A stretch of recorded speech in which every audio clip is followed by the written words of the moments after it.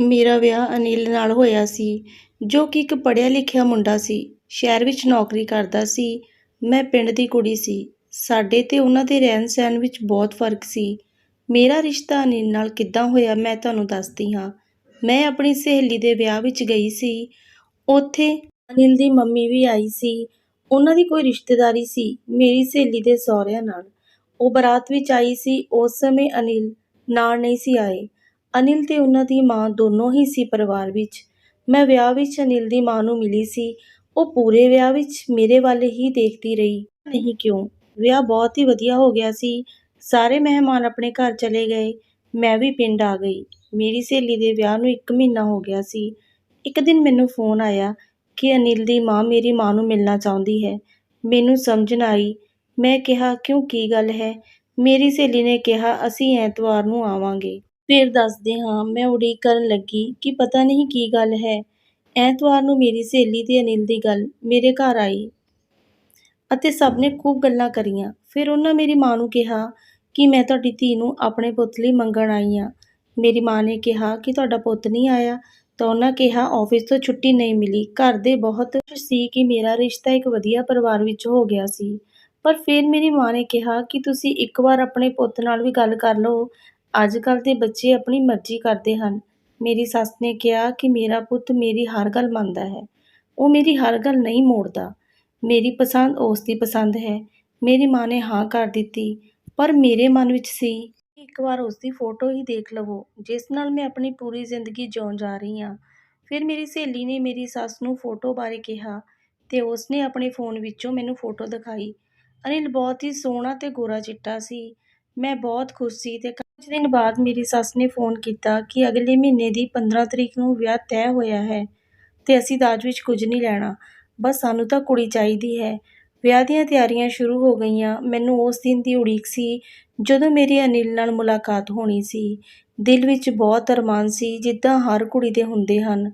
ਵਿਆਹ ਹੋਇਆ ਤੇ ਮੇਰੀ ਵਿਦਾਈ ਹੋਈ। ਮੈਂ ਆਪਣੇ ਸਹੁਰੇ ਆ ਗਈ। ਬਹੁਤ ਹੀ ਸੋਹਣਾ ਘਰ ਸੀ, ਵੱਡਾ ਵੀ ਸੀ, ਬਹੁਤ ਵਧੀਆ ਲੱਗ ਰਿਹਾ ਸੀ। ਮੇਰੀ ਅੱਜ ਪਹਿਲੀ ਰਾਤ ਸੀ ਜਦੋਂ ਮੇਰੀ ਅਨਿਲ ਨਾਲ ਮੁਲਾਕਾਤ ਹੋਣੀ ਸੀ। ਮੈਂ ਆਪਣੇ ਕਮਰੇ ਵਿੱਚ ਬੈਠੀ ਸੀ, ਉਸ ਦੀ ਉਡੀਕ ਕਰ ਰਹੀ ਸੀ। ਕਾਫੀ ਸਮੇਂ ਬਾਅਦ ਅਨਿਲ ਕਮਰੇ ਵਿੱਚ ਆਏ ਤੇ ਕਹਿਣ ਲੱਗੇ ਕਿ ਤੂੰ ਬਹੁਤ ਸੋਹਣੀ ਹੈ। ਮੈਂ ਬਹੁਤ ਖੁਸ਼ ਹਾਂ। ਫਿਰ ਮੈਨੂੰ ਕਿਹਾ ਕਿ ਆ ਲਓ, ਮਿੱਠਾ ਪਾਨ ਖਾਓ। ਮੈਂ ਪਾਨ ਖਾ ਲਿਆ ਤੇ ਉਹ ਮੇਰੇ ਨਾਲ ਗੱਲਾਂ ਕਰ ਰਹੇ ਸੀ।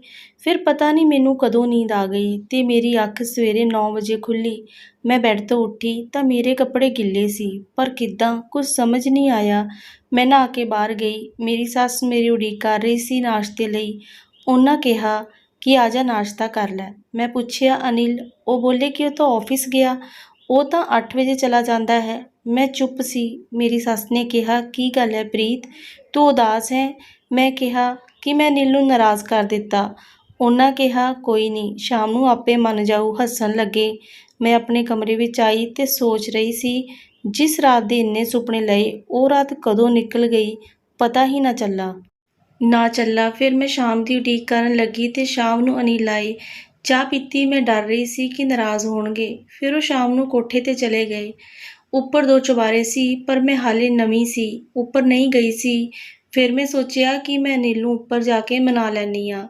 ਜਿਵੇਂ ਹੀ ਮੈਂ ਪਹਿਲੀ ਪੌੜੀ ਤੇ ਪੈਰ ਰੱਖਿਆ, ਮੇਰੀ ਸੱਸ ਨੇ ਮੇਰੇ ਘਰਵਾਲੇ ਨੂੰ ਆਵਾਜ਼ ਦਿੱਤੀ ਤੇ ਉਹ ਇੱਕਦਮ ਨੀਚੇ ਆ ਗਏ। ਅਤੇ ਜਦੋਂ ਉਹ ਨੀਚੇ ਆਏ, ਮੈਨੂੰ ਉਹਨਾਂ ਨੇ ਪੌੜੀ ਤੇ ਖੜੇ ਵੇਖਿਆ ਅਤੇ ਕਹਿਣ ਲੱਗੇ, ਕੀ ਗੱਲ ਹੈ ਪ੍ਰੀਤ, ਤੂੰ ਇੱਥੇ ਕੀ ਕਰ ਰਹੀ ਹੈ? ਮੈਂ ਕਿਹਾ, ਕੁਝ ਨਹੀਂ, ਮੈਂ ਤਾਂ ਤੁਹਾਡੇ ਕੋਲ ਉੱਪਰ ਆ ਰਹੀ ਸੀ। ਤਾਂ ਉਹਨਾਂ ਕਿਹਾ ਕਿ ਤੂੰ ਉੱਪਰ ਨਹੀਂ ਜਾਣਾ, ਹਾਲੇ ਤੇਰਾ ਨਵਾਂ ਵਿਆਹ ਹੋਇਆ, ਮਹੱਲੇ ਵਾਲੇ ਕੀ ਕਹਿਣਗੇ? ਮੈਂ ਕਿਹਾ, ਠੀਕ ਹੈ ਜੀ, ਕਿਉਂਕਿ ਜਿੱਦਾਂ ਕੋਈ ਕਵੇ, ਨਵੀਂ ਬਹੂ ਨੂੰ ਮੰਨਣਾ ਹੀ ਪੈਂਦਾ ਹੈ। ਰਾਤ ਦੀ ਰੋਟੀ ਤੋਂ ਬਾਅਦ ਅਨਿਲ ਕਮਰੇ ਵਿੱਚ ਆਇਆ। ਮੈਂ ਉਹਨਾਂ ਤੋਂ ਮਾਫ਼ੀ ਮੰਗਣ ਲੱਗੀ ਕਿ ਮੈਨੂੰ ਤੁਸੀਂ ਮਾਫ਼ ਕਰ ਦਿਓ। ਕਿਹਾ, ਕੋਈ ਗੱਲ ਨਹੀਂ, ਮੈਂ ਕੱਲ੍ਹ ਤੈਨੂੰ ਬਾਹਰ ਉਠਾਇਆ, ਪਰ ਤੂੰ ਸੌਂ ਗਈ ਸੀ, ਸ਼ਾਇਦ ਥੱਕ ਗਈ ਸੀ। ਮੈਂ ਚੁੱਪ ਸੀ, ਪਰ ਸ਼ੁਕਰ ਉਹ ਨਾਰਾਜ਼ ਨਹੀਂ ਸਨ। ਉਹਨਾਂ ਮੈਨੂੰ ਫਿਰ ਪਾਨ ਦਿੱਤਾ। ਉਹਨਾਂ ਕਿਹਾ, ਮੈਨੂੰ ਆਪ ਬਹੁਤ ਪਸੰਦ ਹੈ। ਫਿਰ ਉਹਨਾਂ ਮੇਰੇ ਮੂੰਹ ਵਿੱਚ ਆਪਣੇ ਹੱਥ ਨਾਲ ਪਾਨ ਪਾਇਆ। ਮੈਨੂੰ ਸੀ ਕਿ ਅੱਜ ਮੈਂ ਅਨਿਲ ਨੂੰ ਮਨਾ ਲੈਣਾ ਹੈ, ਪਰ ਮੇਰੀ ਅੱਖ ਅੱਜ ਜਦੋਂ ਖੁੱਲ੍ਹੀ, ਅਨਿਲ ਮੇਰੀ ਸੱਸ ਨੂੰ ਬਾਹਰ ਬੈਠਾ ਕਹਿ ਰਿਹਾ ਸੀ, ਕਿਹੋ ਜਿਹੀ ਕੁੜੀ ਲੱਭੀ ਹੈ ਜਿਸ ਨੂੰ ਕੁਝ ਨਹੀਂ ਪਤਾ ਕਿ ਵਿਆਹ ਤੋਂ ਬਾਅਦ ਕਿੱਦਾਂ ਰਹੀਦਾ ਹੈ। ਮੈਂ ਸੁਣ ਲਿਆ ਸੀ, ਪਰ ਮੈਂ ਸੋਚ ਰਹੀ ਸੀ ਕਿ ਨੀਂਦ ਆ ਜਾਂਦੀ ਹੈ, ਕੋਈ ਗੱਲ ਨਹੀਂ, ਪਰ ਕੱਪੜੇ ਕਿਉਂ ਗਿੱਲੇ ਹੋ ਜਾਂਦੇ ਹਨ। ਫਿਰ ਮੈਂ ਬਾਹਰ ਆਈ। ਅਨਿਲ ਮੈਨੂੰ ਦੇਖ ਕੇ ਕੋਠੇ 'ਤੇ ਚੜ੍ਹ ਗਿਆ। ਮੈਂ ਘਰ ਦੇ ਕੰਮ ਵਿੱਚ ਲੱਗ ਗਈ, ਪਰ ਮੈਂ ਆਪਣੇ ਦਿਲ ਵਿੱਚ ਬਹੁਤ ਉਦਾਸ ਸੀ। ਘਰ ਬਹੁਤ ਵੱਡਾ ਸੀ, ਪਰ ਮੇਰਾ ਦਿਲ ਨਹੀਂ ਲੱਗਦਾ ਸੀ। ਮੈਨੂੰ ਮਾਂ ਦਾ ਫੋਨ ਆਇਆ ਕਿ 15 ਦਿਨ ਵਿਆਹ ਨੂੰ ਹੋ ਗਏ, ਤੂੰ ਚੱਕਰ ਨਹੀਂ ਲਾਇਆ। ਫਿਰ ਮਾਂ ਨੇ ਕਿਹਾ ਕਿ ਤੂੰ 2 ਦਿਨ ਦੀ ਰਹਿ ਜਾ। ਮੈਂ ਕਿਹਾ ਕੋਈ ਨਾ, ਮੈਂ ਆ ਜਾਊਂਗੀ। ਇੰਨੇ ਨੂੰ ਅਨਿਲ ਨੀਚੇ ਆ ਗਿਆ ਤੇ ਬੋਲਿਆ ਕਿਸ ਦਾ ਫੋਨ ਸੀ। ਮੈਂ ਕਿਹਾ ਕਿ ਮਾਂ ਦਾ ਫੋਨ ਸੀ, ਕੋਈ ਰਸਮ ਹੁੰਦੀ ਹੈ ਵਿਆਹ ਤੋਂ ਬਾਅਦ ਪੇਕੇ ਜਾਣ ਦੀ। ਉਹ ਕਹਿਣ ਲੱਗੇ ਹਾਂ। ਫਿਰ ਠੀਕ ਹੈ ਪ੍ਰੀਤ, ਮੈਂ ਤੈਨੂੰ ਛੱਡ ਆਉਣਾ।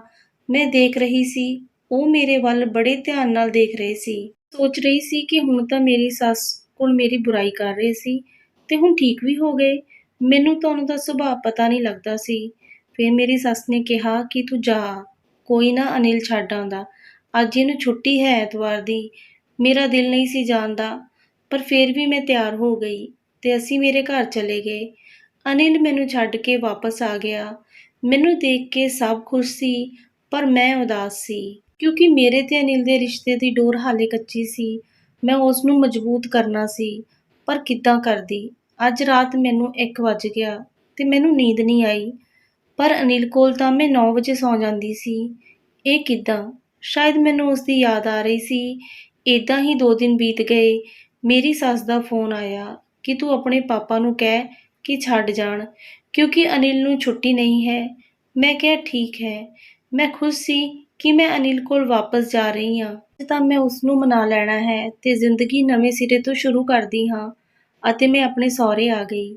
ਸ਼ਾਮ ਦੀ ਉਡੀਕ ਕਰਨ ਲੱਗੀ। ਅਨਿਲ ਆਏ ਸੀ। ਅਸੀਂ ਰੋਟੀ ਖਾਈ ਤੇ ਆਪਣੇ ਕਮਰੇ ਵਿੱਚ ਆ ਗਏ। ਅਨਿਲ ਖੁਸ਼ ਸੀ। ਮੇਰੇ ਕੋਲ ਬੈਠੇ ਤੇ ਘਰ ਬਾਰੇ ਪੁੱਛਿਆ ਕਿ ਸਾਰੇ ਠੀਕ ਨੇ। ਮੈਂ ਕਿਹਾ ਹਾਂਜੀ ਠੀਕ ਨੇ। ਫਿਰ ਮੈਨੂੰ ਪਾਨ ਖਵਾਉਣ ਲੱਗੇ। ਇੰਨੇ ਨੂੰ ਮੇਰੀ ਸੱਸ ਨੇ ਅਨਿਲ ਨੂੰ ਆਵਾਜ਼ ਮਾਰੀ। ਉਹ ਮੇਰੇ ਹੱਥ ਵਿੱਚ ਪਾਨ ਦੇ ਕੇ ਚਲੇ ਗਏ ਅਤੇ ਕਹਿ ਗਏ ਕਿ ਇਸ ਨੂੰ ਖਾ ਲਈ, ਮੈਂ ਹੁਣੇ ਆਇਆ। ਦਿਲ ਨਾ ਕੀਤਾ, ਮੈਂ ਉਸ ਨੂੰ ਪਰੇ ਰੱਖ ਦਿੱਤਾ ਅਤੇ ਵੈਸੇ ਹੀ ਹਲਕੀ ਜਿਹੀ ਨੀਂਦ ਆ ਗਈ। ਅਚਾਨਕ ਅਨਿਲ ਦੀ ਆਵਾਜ਼ ਆਈ ਤੇ ਕਹਿਣ ਲੱਗਾ ਅੰਦਰ ਆ ਜਾ, ਇਸ ਨੂੰ ਹੋਸ਼ ਨਹੀਂ। ਮੈਂ ਸੁਣ ਕੇ ਹੈਰਾਨ ਹੋ ਗਈ। ਮੈਂ ਸੋਚਿਆ ਕਿਸ ਨੂੰ ਕਿਹਾ। ਮੈਂ ਅੱਖਾਂ ਬੰਦ ਕਰ ਲਈਆਂ ਤੇ ਅੱਖਾਂ ਖੋਲ੍ਹੀਆਂ ਹੀ ਨਾ। ਫਿਰ ਮੈਂ ਹਲਕੀ ਜਿਹੀ ਅੱਖ ਖੋਲ੍ਹੀ ਤਾਂ ਦੇਖਿਆ ਇੱਕ ਬਹੁਤ ਸੋਹਣੀ ਕੁੜੀ। ਅੰਦਰ ਹੀ ਅਨਿਲ ਨੇ ਮੇਰੇ ਉੱਤੇ ਪਾਣੀ ਦਾ ਜੱਗ ਸੁੱਟ ਦਿੱਤਾ। ਚੁੱਪ ਰਹੀ। ਮੈਨੂੰ ਸਮਝ ਆ ਰਹੀ ਸੀ ਕਿ ਮੇਰੇ ਕੱਪੜੇ ਕਿਵੇਂ ਗਿੱਲੇ ਹੁੰਦੇ ਹਨ। ਮੈਂ ਖਾਮੋਸ਼ ਸੀ, ਪਰ ਉਹ ਮੇਰੇ ਕੋਲ ਦੋਨੋਂ ਬੈੱਡ 'ਤੇ ਆਏ। ਜਿੱਦਾਂ ਹੀ ਉਹ ਆਪਣੀਆਂ ਗੱਲਾਂ ਵਿੱਚ ਲੱਗੇ, ਮੈਂ ਉੱਠ ਗਈ। ਮੈਨੂੰ ਦੇਖ ਕੇ ਉਹਨਾਂ ਦਾ ਰੰਗ ਫਿੱਕਾ ਪੈ ਗਿਆ। ਮੈਂ ਕਿਹਾ ਇਹ ਕੀ ਚੱਲ ਰਿਹਾ ਹੈ ਅਨਿਲ?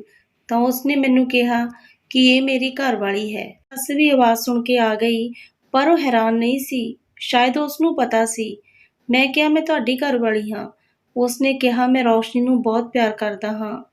ਮਾਂ ਨੂੰ ਪਤਾ ਸੀ ਮੈਂ ਇਸ ਨਾਲ ਵਿਆਹ ਕਰਵਾ ਲਿਆ ਸੀ, ਪਰ ਮੇਰਾ ਵਿਆਹ ਮਾਂ ਨੇ ਜ਼ਬਰਦਸਤੀ ਤੇਰੇ ਨਾਲ ਕਰ ਦਿੱਤਾ, ਕਿਉਂਕਿ ਮਾਂ ਨੂੰ ਤੂੰ ਪਸੰਦ ਸੀ ਅਤੇ ਮੈਨੂੰ ਕਿਹਾ ਸੀ ਕਿ ਮੈਂ ਕੁਝ ਖਾ ਕੇ ਮਰ ਜਾਣਾ ਜੇਕਰ ਮੈਂ ਤੇਰੇ ਨਾਲ ਵਿਆਹ ਨਾ ਕਰਵਾਇਆ। ਇਸ ਕਰਕੇ ਮੈਨੂੰ ਤੇਰੇ ਨਾਲ ਵਿਆਹ ਕਰਵਾਉਣਾ ਪਿਆ। ਪਰ ਮੈਂ ਰੌਸ਼ਨੀ ਨੂੰ ਤਲਾਕ ਨਹੀਂ ਦਿੱਤਾ। ਉੱਪਰ ਚੁਬਾਰੇ ਵਿੱਚ ਰੌਸ਼ਨੀ ਸੀ, ਇਸ ਲਈ ਮੈਂ ਤੈਨੂੰ ਉੱਪਰ ਨਹੀਂ ਜਾਣ ਦਿੰਦਾ ਸੀ। ਪਰ ਮੈਂ ਤੇਰੇ ਨਾਲ ਕੁਝ ਗਲਤ ਨਹੀਂ ਕੀਤਾ ਪ੍ਰੀਤ। ਪਾਨ ਵਿੱਚ ਮੈਂ ਤੈਨੂੰ ਨੀਂਦ ਦੀ ਦਵਾਈ ਦਿੰਦਾ ਸੀ, ਜਿਸ ਨੂੰ ਖਾ ਕੇ ਤੂੰ ਸੌਂ ਜਾਂਦੀ ਸੀ। ਮੇਰਾ ਦਿਲ ਟੁੱਟ ਗਿਆ ਸੀ। ਮੈਨੂੰ ਅਨਿਲ ਨਾਲੋਂ ਜ਼ਿਆਦਾ ਮੇਰੀ ਸੱਸ 'ਤੇ ਗੁੱਸਾ ਸੀ, ਕਿਉਂਕਿ ਉਸਨੇ ਆਪਣੀ ਜਿੱਦ ਵਿੱਚ ਮੇਰੀ ਜ਼ਿੰਦਗੀ ਖਰਾਬ ਕਰ ਦਿੱਤੀ ਸੀ। ਮੈਂ ਆਪਣੇ ਕੱਪੜੇ ਬੈਗ ਵਿੱਚ ਪਾਏ ਤੇ ਆਪਣੇ ਘਰ ਆ ਗਈ ਅਤੇ ਸਭ ਦੱਸ ਦਿੱਤਾ। ਫਿਰ ਮੈਂ ਆਪਣੇ ਮਾਂ-ਪਿਓ ਨੂੰ ਕਿਹਾ ਕਿ ਮੈਂ ਅੱਗੇ ਪੜ੍ਹਨਾ ਹੈ, ਹੁਣ ਮੈਂ ਵਿਆਹ ਨਹੀਂ ਕਰਵਾਉਣਾ ਅਤੇ ਮੈਂ ਆਪਣੀ ਪੜ੍ਹਾਈ ਸ਼ੁਰੂ ਕਰ ਦਿੱਤੀ। ਆਪਣੇ ਜੀ ਜਾਨ ਨਾਲ ਮੈਂ ਪੜ੍ਹਨਾ ਸ਼ੁਰੂ ਕੀਤਾ। ਪੜ੍ਹਾਈ ਪੂਰੀ ਕੀਤੀ ਤੇ ਸਰਕਾਰੀ ਨੌਕਰੀ ਮਿਲ ਗਈ। ਹੁਣ ਮੈਂ ਆਪਣੀ ਜ਼ਿੰਦਗੀ ਵਿੱਚ ਬਹੁਤ ਖੁਸ਼ ਸੀ। ਉਮੀਦ ਕਰਦੀ ਹਾਂ ਦੋਸਤੋ ਤੁਹਾਨੂੰ ਇਹ ਕਹਾਣੀ ਚੰਗੀ ਲੱਗੀ ਹੋਣੀ ਆ। ਜੇਕਰ ਕਹਾਣੀ ਚੰਗੀ ਲੱਗੀ, ਕਹਾਣੀ ਨੂੰ ਲਾਈਕ ਜ਼ਰੂਰ ਕਰਿਓ ਤੇ ਜ਼ਿਆਦਾ ਤੋਂ ਜ਼ਿਆਦਾ ਸ਼ੇਅਰ ਕਰਿਓ। ਚੈਨਲ ਨੂੰ ਸਬਸਕ੍ਰਾਈਬ ਜ਼ਰੂਰ ਕਰਿਓ। ਪੰਜਾਬੀ ਵਿਰਸਾ ਕਹਾਣੀਆਂ ਨੂੰ ਸਪੋਰਟ ਕਰਿਓ। ਆਪਾਂ ਫਿਰ ਮਿਲਾਂਗੇ ਇੱਕ ਸੋਹਣੀ ਜਿਹੀ ਕਹਾਣੀ ਨਾਲ। ਤਦ ਤੱਕ ਲਈ ਤੁਹਾਡਾ ਸਾਰਿਆਂ ਦਾ ਧੰਨਵਾਦ ਤੇ ਤੁਹਾਨੂੰ ਸਾਰਿਆਂ ਨੂੰ ਪਿਆਰ ਭਰੀ ਸਤਿ ਸ਼੍ਰੀ ਅਕਾਲ ਜੀ।